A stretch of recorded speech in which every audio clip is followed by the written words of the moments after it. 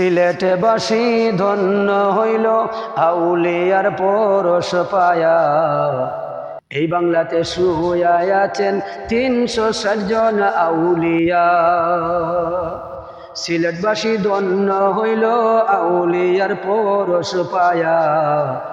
এই বাংলাতে শুয়ে আছেন ৩৬০ জন আউলিয়া। সিলেটেতে শুয়ে আছেন ৩৬০ জন আউলিয়া।